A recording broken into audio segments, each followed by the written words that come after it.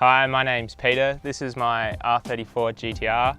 It's a 1999 V-Spec. I've always been into cars as long as I can remember. As for the Skylines, I remember when I was back in primary school, and that was the year the 34 was released, so 1999.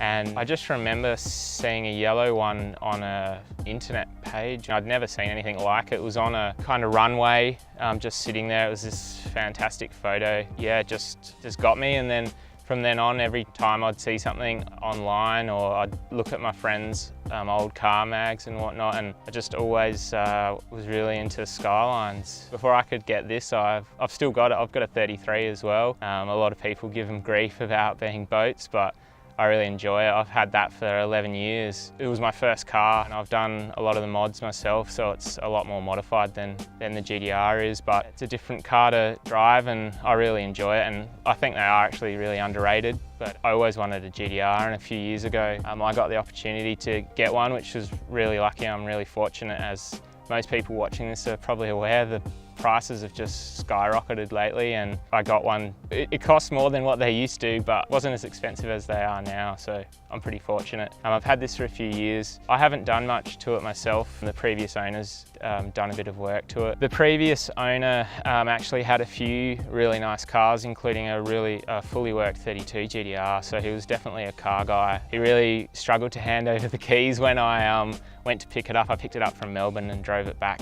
And that was the first time I'd ever sat in a 34 GTR, was just driving it home. It was pretty surreal, but it's got Volt T37s on it, which I think are a really classic wheel and suit the car. It's got an intake, it's got an exhaust as well, so it breathes a bit better and sounds a bit nicer. It's also got a few little kind of visual changes. Got the Nismo clear indicators, Nismo black odometer. It came with the white one, and he actually gave me the black one as well because he had both. So I got the black one. I got that installed because I prefer the more subtle look of the black. He also included a Pexi Power FC, and that's not actually fitted at the moment, as well as HKS set of hard pipes the intake. But other than that, it's relatively stock, to be honest. So I've got a few plans for it, but I'm in no rush. I enjoy driving it as it is and intend to keep it forever. So there's no rush to go out and mod it, and I want to do everything to a high quality. So I'll just take my time and get it right. I've got friends with 2.8 litre sequential gearbox things, and yeah, that would be fun.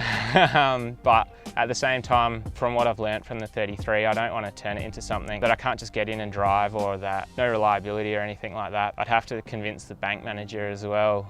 I'll get it tuned. I'm not sure yet if I'll use the Power FC. I think I'll go for something a little bit more modern. If you've seen the Nismo carbon airboxes and intercooler piping, then you'll know that they're an absolute piece of work, and I actually hope that I can go to Japan and visit the Omori showroom or factory, and when I'm there I've decided that's when I'm going to buy those, so that's on the list. Good excuse to go to Japan. I don't know if you need an excuse, but I'd love to go. And then I want to put the 35 GTR brakes on this and just upgrade that sort of side of it, the handling and whatnot, a bit before I start doing too much more with the engine, just to really make it a fun car to drive, because it's fast enough in a straight line, but really want to get it going around corners on rails. So, there was an option, get the original badges but with like a gold tint. I couldn't tell you the numbers, but it's not overly popular. They're quite rare. And to be honest, when I first saw them in the Nissan dress-up catalogue many years ago, before I had this, I was a bit undecided. They looked quite bright and shiny and a bit kind of look at me, and I thought, nah, probably not for me. And I bought the car and I didn't even realise that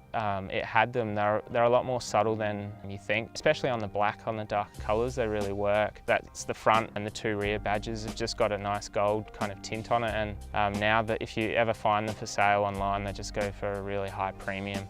So I am glad that it has them. It does give the car a bit of character, and you do notice it when it's next to other GTRs. You can see the differences. The plates are SKY304 Sky 34, if you want to look at it that way. They're a reissue plate, so this plate was on a car decades ago, just as part of the normal sequential series. And then the department has allowed people to purchase their desired combo if they are available. My 33 actually has SKY303. When you get a 34, the logical thing is to go SKY304, I guess. The V-Spec first series that I've got here had the carbon under trays, front and rear, which are really cool. When you actually get the car up on a stand and see under there, it's quite impressive. The standard ride height was slightly lower than the regular model as well. You get active, I want to say LSD. I always call it active LSD, even though that's probably not correct, so pardon my ignorance. But yeah, that's the main things, I guess, from the V-Spec. There were some differences with the Series 2, but it's a really strange thing, the V-Specs, because they're certainly different from the standard models, but I don't get too hung up on them, because in reality, if you did just one probably easy mod to the engine or something, you make it a standard model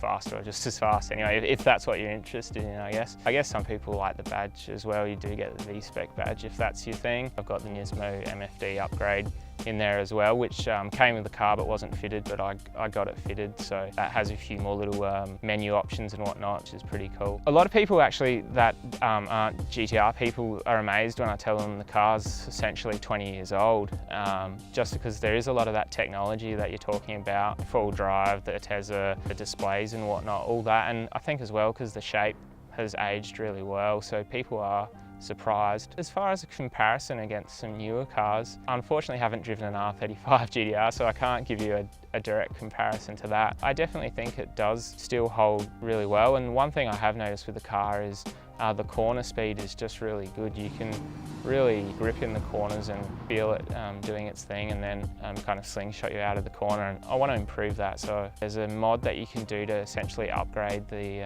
G sensor that does all the sensory sort of stuff. I think that would be good. Technology's come a long way in 20 years, so I'm sure there's some benefits to be had. As soon as you start modifying it, you can almost bring it up to level footing with a lot of performance cars of today. It still is the stock suspension, so yeah, it rides quite well.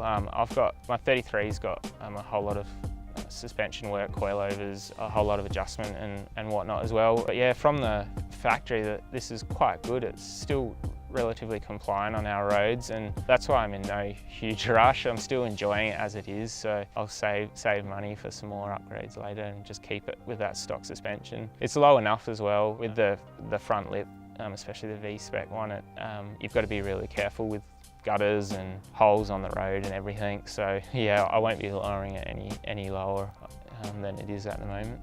To be honest, it was one of the real sort of things that formed my view was High Performance Imports magazine that some people might be aware of. This was when, I'm showing my age here, aren't I? This was when internet was really slow. Like if you wanted to watch a video, and I do remember trying to watch some Japanese kind of drag videos, you were waiting literally minutes for them to load, and no one else could use the phone line because you'd taken the phone line for the internet. But no, I think it was because it was kind of that really early stage. I think it was magazines. That was still the way you could get the information before the internet, and just it was different. Just the way the Japanese car culture was just different from how it was here in Australia. So it was always fascinating to read that. Yeah, from there I just started investigating more, and I played Gran Turismo. I played a great game, Midnight Club, yeah, where it was kind of the racing on their highways, and just kept my interest going in Skylines. I guess what I remember reading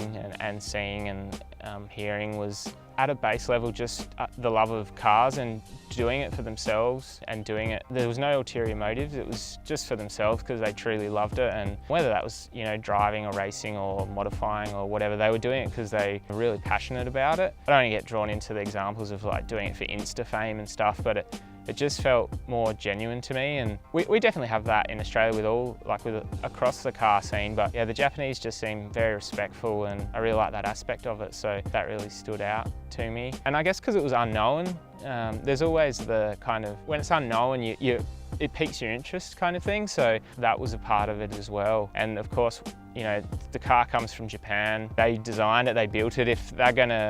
If there's anyone that knows a lot about it, it's the Japanese, and you know, they were doing things a long time ago before Australians really generally knew what they were. So yeah, I have a lot of respect for that. So yeah, I'll come with you to Japan. We'll do a trip one day. Yeah, it's just the whole overall package for me. It's not just one standout feature. Like, it drives well, it looks good. The whole package around it has always appealed to me, and for that reason, it's my forever car. Since getting it, I just have really had interest in other cars. It's declined a bit actually, because I'm just more and more fascinated by this. Yeah, I can't put my finger exactly on one thing, but it's just the overall package, and when you grow up just wanting something when you finally get it, it's a really nice feeling, and it always makes me smile when I see it in the garage. I hope I can keep it forever, and yeah, just love it.